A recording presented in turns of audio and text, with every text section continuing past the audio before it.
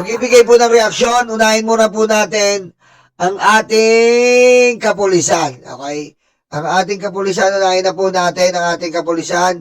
Ito nga po ay Safer City sweep over 24,000 caught in 2 days. Sumunod sa batas at makiisa sa pananatili ng kaayusan ng komunidad. Sama-sama nating mapanatili ang ligtas at maayos na pamayanan. Ngayon nga po yung may offline po ang mga kapulisan ngayon na bawal na po yung sinasabi nga natin na mag-inom-inom-inom dyan. Okay? Mag-inom-inom po sa labas ng bahay at magkaroon po ng mga nakaubad. Aray ko. Ayan ha. Ayan, good job po sa ating kapulisan sa patuloy na pagprotekta po sa ating mga pamayanan at sila po ay rumuronda kada gabi at para maiwasan na po ang mga iba't ibang illegal na aktibidad, lalong-lalo na po sa gabi. At meron naman po dito, nagbabala rin po ang ating kapulisan. PNP warns public online investment scams. We will continue to go after these groups. Hindi namin hahayaang maloko ang ating mga kababayan ayon kay Chief Nartates. Ayun, ang dami po kasi ngayon ng mga lumalaganap na naman pagkatapos nga po mawala yung Pogo, may mga bagong investment scam na naman po ang lumalabas ngayon. Katulad niyang magbibigay ka lang ng 100,000, sila na bahala sa'yo. Ang kapalit po nito ay 50% ng dinown mo. So, makapalit ng 50,000, magiging 150. Pagkatapos po nun, hindi mo na po mawi-withdraw o makukuha yung pera mo. Scam. Aray ko. Kaya po, pinag-iingat po tayo ng ating kapulisan. Lalong-lalo na po, yung mga OFW natin, na wala pong alam na nangyayari dito sa ating bayan. Kumbaga nasa ibang bansa po sila, pero ang gusto lang po nila ay mapalago ang kanilang pinaghirapan. Kaya po, pinag-iingat tayo ng ating kapulisan. At isa pa po, eto nga po, alos 387 po na fuel stations ang pinasara ng PNP. At 17 cases filed versus violators. Kasama po nila ang DOE. Tuloy-tuloy po nila minomonitor ang ating fuel situation at ang pagsasampalang kaso laban sa mga lumalabag sa batas. And nga po ito po napakalagang issue to kasi nga ang dami po nagsasamantala ng mga gas station na gusto yata nila, ikayaman pa nila, sobrang ikayaman nila ang nangyayaring krisis. Diba? Naman po, na tayo ay nananamantala dito po sa nangyayari na problema sa ating bayan. Sana po wag po tayong ganyan. At yan nga po, alos 387 na po ng fuel station ang pinasara. At iniimbestigahan po, at ang 17 po dyan ay pinalanan po ng kaso. Kasi hindi naman po kasi dapat bigla-bigla kayo nagtataas. Di ba? Alam yung nagkakagipitan ngayon, kaya naman sinasabayan nyo ng panggugulang. Panggugulang po tawag dyan. Aray ko. Diba? Masyado kayong magulang eh. Diba? Kaya mag-ingat po tayo sa mga gas station po na nananamantala. At pwede nyo po yung i-report sa ating mga kapulisan. Pwede nyo pong i-report yan sa ating gobyerno. Pwede nyo po ipamagitan yan sa ating DOE, sa ating NBI. Pwede po kayong dumulog yan. Gamitin nyo lang po yung e-gov app. Kaya pwede nyo po idulog yan. Kasi hindi po nararapat na porke naghihirap tayo sa gasolina, sila naman ay sobrang tinataasan yung presyo. Diba? Sabi ko nga sa inyo, ang ganyan na po ang technique nila. Magsasara, kunyari, na ubusan ng gas ng 2 days, biglang pangatlong araw, doble na yung, halos ilang presyo na, ilang pera na ang patong. Napakawalang iya po talaga. Grabe. 150 na ngayon, 150, grabe. 150 ang diesel, ang sakit sa bulsa. Aray ko. Sobrang sakit, no? Ayan po ang ating PNP, ayan po ang ating kapulisan, na handa pong maglingkod sa ating taong bayan sa pangunguna po ni Chief General Nartates. At ngayon dumako nga po tayo dito sa malungkot na pangyayari dahil nga po sa mga gasolina ang ating mga taong bayan, lalo na po ang ating mga jeepney driver ay wala na pong kinikita. Pero meron po tayong isang walang yang kupal na senador na si Bato de la Rosa. Aray ko. Ang napakasarap po ng buhay.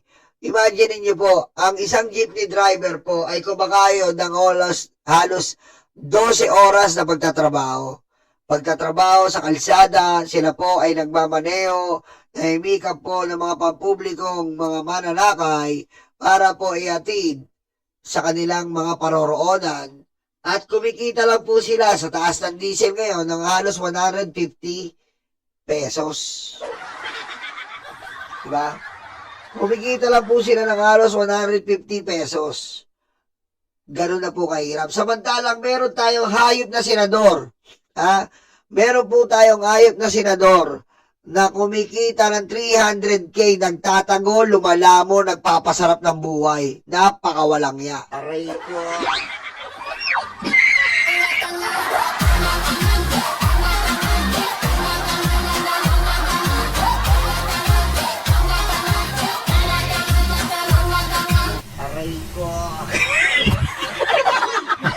Diba?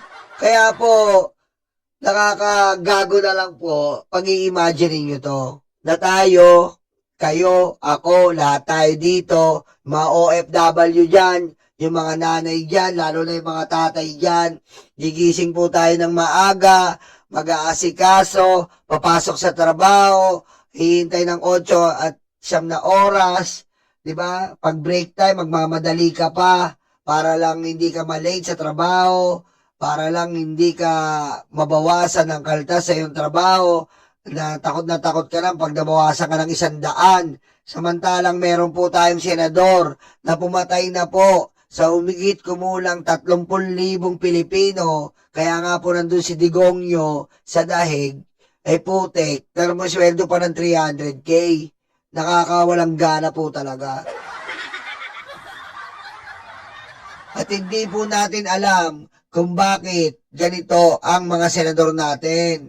At sa ating mga pamunuan ng senador, lalo na po na sa mahal na mahal natin Tito Soto, Tito Sen, sana aksyonan nyo na po ito. Aksyonan nyo na to. Lalong lumalaki po ang hidwaan Lalong lumalaki po ang hidwaan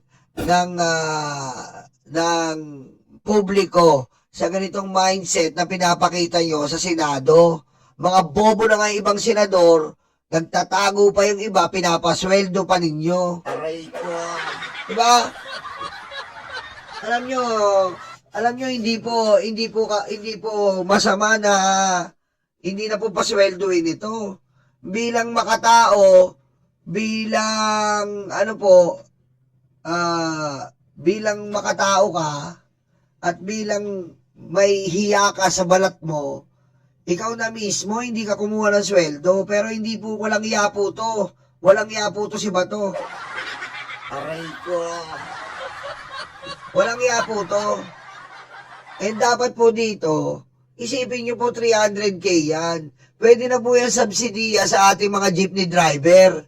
Ilang litro ng diesel na po yan. Diba, pinapasweldo natin sa walang kwentang senador. Ano ba naman to? Kailangan pa po natin bang pagdebatayan to?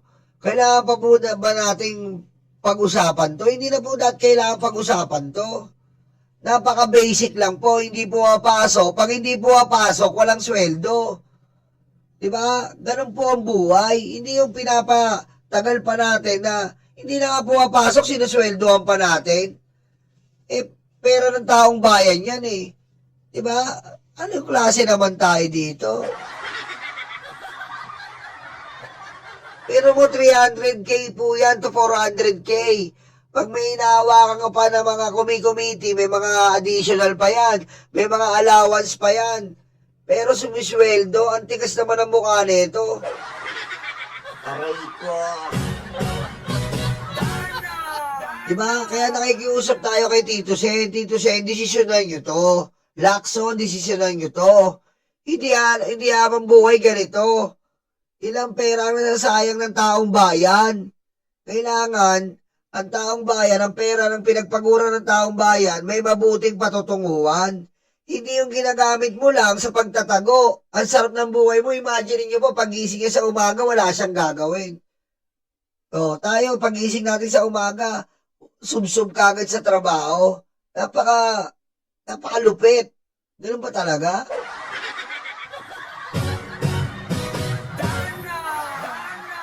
Diba? Kaya po nakikiusap tayo kay Tito Soto, dito po, sa pag-aksyon, kay Bato de la Rosa na pinakamakapal ng muka na senador na to. Basta Duterte Black, tanga! Patayin mo si BBM? No joke.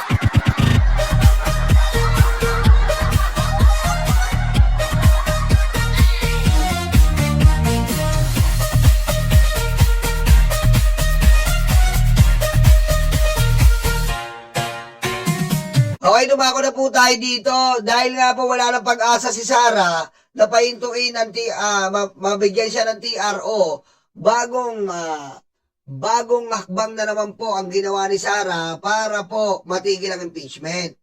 Pero nakakalungkot po ang pangyayari, wala pong sumuporta sa kanyang ini-endorso na bagong plano. Ito pala yung plan A, plan B, plan C hanggang letter J. Aray ko. Gusto niya pong palitan si Boji D. Kaso sa kasamaang palad po, wala pa sumuporta. Iyak na naman po si Princess Sara. Aray ko. Pakinggan po natin. May plano raw ngayon na ibalik si Congresswoman at dating Pangulong Gloria Macapagal Arroyo bilang House Speaker. Ang umunoy motibo ng kudeta, isalba sa impeachment si VP Sara. Narito ang exclusive agenda report ni Isaiah Mirafuentes ng Abante. Umuugong na naman ang usapin ng kudita sa Kamara at paraan di umano ito para mailigtas si VP Sara sa impeachment. Ew. Ayon sa mapagkakatiwalaang source ng Billionaire News Channel, nabuko ang pag-uusap ni na dating Pangulo at Pampanga 2nd District Representative Gloria Macapagal Arroyo at Vice President Sara Duterte. Ew! Patay gutom! Patay gutom! Aray ko. Desperado na po si Sara, sobrang nakakadiri. 'Di ba? Desperadong galawan. Ano ba naman 'yan? Ano po ba masama sa umarap sa impeachment? Hindi naman po sinabing pag umarap ka sa impeachment, guilty ka na. 'Di ba? Yun nga po ay trial. Ang trial po, either guilty or not. So kung talagang matibay ang ebidensya mo, bakit hindi ka umarap? At kailangan mo pa humingi ng tulong at tumawag na, hello? Hello? Aray ko. Hello, Marcy? Aray ko. No, kita niyo po ha, nakipag-usap kay Gloria Arroyo para, magkudita sa Kongreso. Kasi po pag napalitan ang speaker po ang pinakamakapangyarihan sa Kongreso.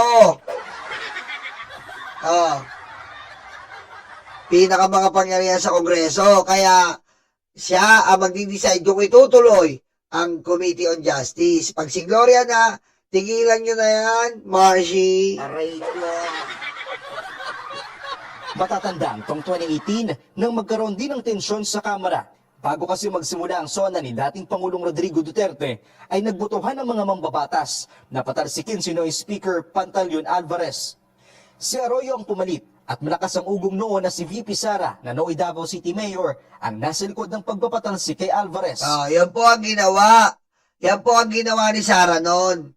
'Di ba? Pinatalisik niya si Alvarez dahil hindi niya nga gusto Sinirequest niya sa tatay niya yan. O, taranggal si Alvarez. Itong hayop na Alvarez ay nuknukan ng kurakot. Diba? Ito pong si Alvarez ay nuknukan ng kurakot. Bakit kamo? Mula po, paanan ng bundok hanggang sa bundok. Ganun po kalawak ang bahay sa Davao. Aray ko. Sino naglaglag? Nilaglag po ng anak niya yan. Nilaglag ng anak niya. Binayang kabit. Binayang kabit. Sabi ko sa inyo, hollow blocks pa lang ng bakod. Milyon-milyon na ang ginastos. Pera pa po yung bahay. Yung bahay po, mga muebles, mga design po ay sa ibang bansa pa. Ganun po kamagnanakaw ang speaker na yan. Ngayon, babaling nila kay Romualdez. Anong ginawa ni Alvarez? Gaano kamagnanakaw si Alvarez? Ba't hindi nyo imbestigahan? Baka malula kayo sa mga ninakaw ni Alvarez. Aray ko. Yun talaga legit. Yun po talaga legit yung kay Alvarez. Nilaglag po siya mismo ng kanyang anak. Nilaglag siya mismo ng kanyang anak. Ba't hindi nyo imbestigahan, mga buwaka ng uy? Aray ko. Diretso. 2022 naman, ang manalo ang Uniteam ay pumorma umano si GMA na muling maging speaker. Pero si Martin Romualdez ang nakakuha ng basbas ng palasyo.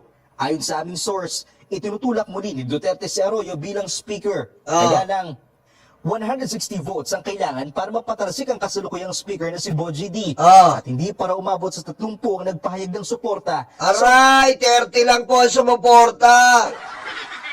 30 lang po ang sumuporta. Yan ang sinasabi natin.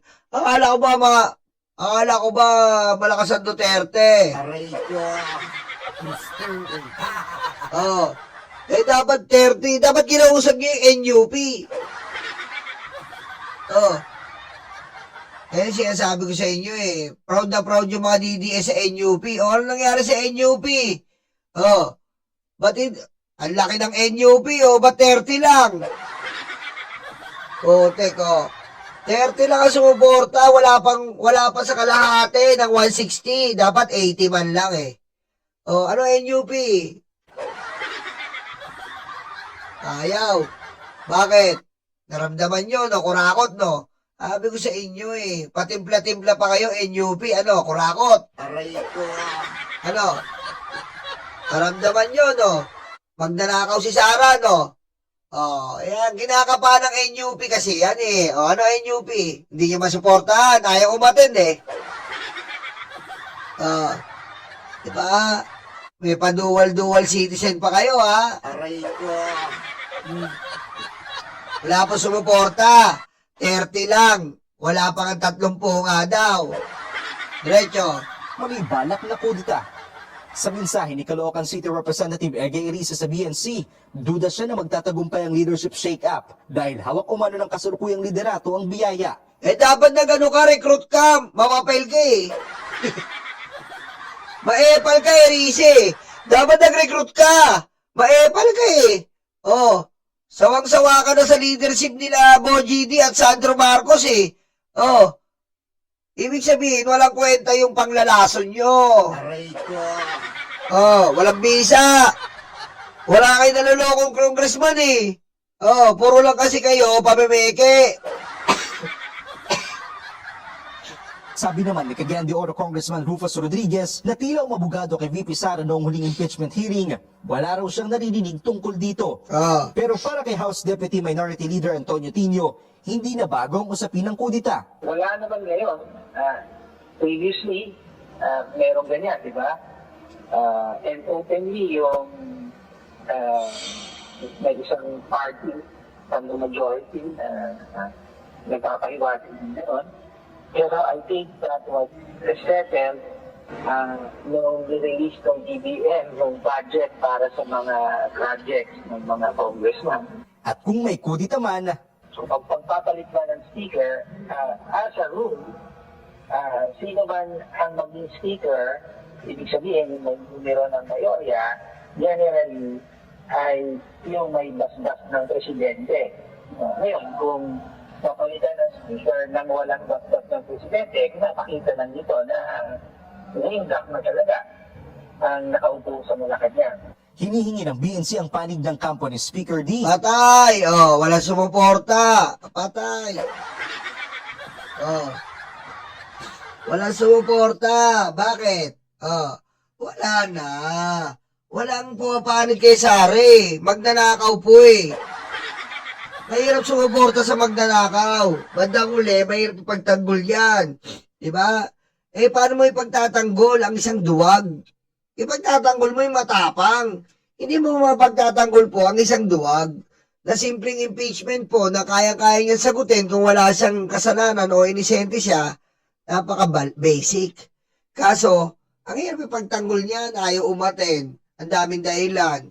Kesyo ganito, kesyo ganyan, Supreme Court, takbo, iyak. O, paano mo magtatanggol yan? Kahit sino ilagay mo yung speaker dyan, kahit sinong ilagay mo, mapalitan man ni GMA yan, kaso ipapatigil ni GMA ay hindi rin papayag ang mga taong bayan. Dahil alam na ng taong bayan ang nangyayari sa bilis ng impormasyon, sa bilis ng balita, di ba? Nalalaman ng taong bayan ang mga nangyayari sa atin. Kaya, eto nga po, na pagpapalit ni GMA ay malaking kagaguhan at kalokohan na lang yan. Wala po, na nga yan. Pero wala pa itong sagot sa ngayon. Kung sakaling mapatatalsik ang kasalukuyang House Speaker, base sa konstitusyon, walang kakayahan ng bagong Speaker na pahintuin ang mga nakabimbing impeachment complaints. Kita mo, miski speaker po. Ha? Ganun kabobo si Sara. Akala niya, pag pinalitan niya si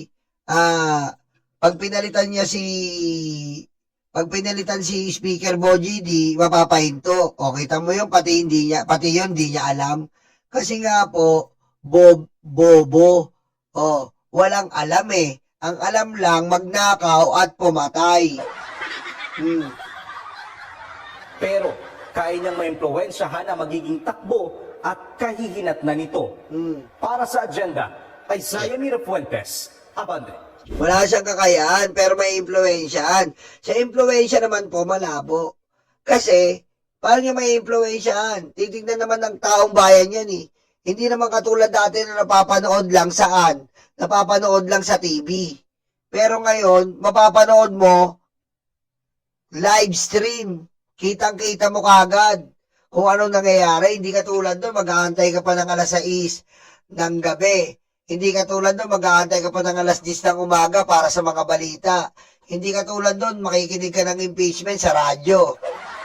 Aray ko. Iba na ngayon. Di ba? Kaya, iyak mo na lang yan, Sara.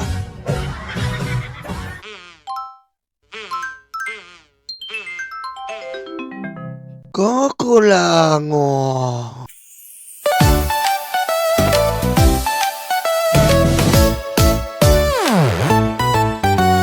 Tanggap, tanggap, loga, yoga, DDS, DDS. Dating yung white karton, dating yung white karton. Duterte, Duterte. Tanggap, tanggap, loga, yoga, DDS, DDS. Dating yung white